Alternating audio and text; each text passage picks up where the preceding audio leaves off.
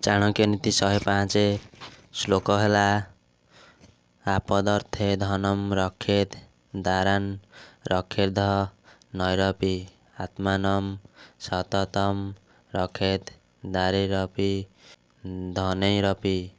ଅର୍ଥାତ୍ ଯେକୌଣସି ସମସ୍ୟା କିମ୍ବା ଜରୁରୀକାଳୀନ ପରିସ୍ଥିତିକୁ ଏଡ଼ାଇବା ପାଇଁ ଧନକୁ ସୁରକ୍ଷିତ ରଖିବା ଆବଶ୍ୟକ ଏବଂ ଟଙ୍କା ଖର୍ଚ୍ଚ କରି ମଧ୍ୟ ମହିଳାମାନଙ୍କୁ ସୁରକ୍ଷିତ ରଖିବା ଆବଶ୍ୟକ। କିନ୍ତୁ ମହିଳା ଏବଂ ଟଙ୍କା ଅପେକ୍ଷା ଅଧିକ ଗୁରୁତ୍ୱପୂର୍ଣ୍ଣ ହେଉଛି ଯେ ଜଣେ ବ୍ୟକ୍ତି ନିଜକୁ ସୁରକ୍ଷିତ ରଖେ। ଜଣେ ବୁଦ୍ଧିମାନ ବ୍ୟକ୍ତି କଷ୍ଟକର କିମ୍ବା ଖରାପ ଦିନ ପାଇଁ ଅଳ୍ପ ଅଳ୍ପ ଟଙ୍କା ସଞ୍ଚୟ କରିବା ଉଚିତ ଏବଂ ନିଜକୁ ସୁରକ୍ଷା ଦେବା ଉଚିତ। ଅର୍ଥାତ୍ ସେ ଧନ ସଞ୍ଚୟ କରିବା ଉଚିତ।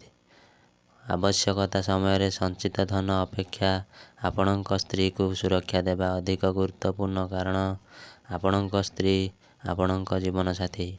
ଅନେକ ପରିସ୍ଥିତିରେ ଟଙ୍କା କୌଣସି କାମର ନୁହେଁ କିନ୍ତୁ ଆପଣଙ୍କ ଜୀବନସାଥୀ କାମର।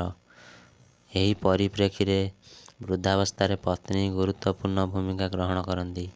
ଚାଣକ୍ୟ ମଧ୍ୟ ଭାବିଛନ୍ତି ଯେ ଜଣେ ବ୍ୟକ୍ତି ଧନ ଏବଂ ସ୍ତ୍ରୀ ଅପେକ୍ଷା ନିଜକୁ ଅଧିକ ସୁରକ୍ଷା ଦେବା ଉଚିତ।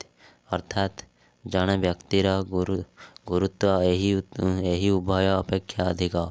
ଯଦି ଜଣେ ବ୍ୟକ୍ତିର ନିଜର ବିନାଶ ଯଦି ଏହା ହୁଏ ତେବେ ଟଙ୍କା ଏବଂ ମହିଳାମାନଙ୍କର ଉଦ୍ଦେଶ୍ୟ କ'ଣ ହେବ? ତେଣୁ ସମୟ ଆସିଲେ ଜଣେ ବ୍ୟକ୍ତି ଟଙ୍କା ସଂଗ୍ରହ କରି ମହିଳାମାନଙ୍କୁ ସୁରକ୍ଷା ଦେବା ଅପେକ୍ଷା ନିଜକୁ ସୁରକ୍ଷା ଦେବା ଅଧିକ ଗୁରୁତ୍ୱପୂର୍ଣ୍ଣ।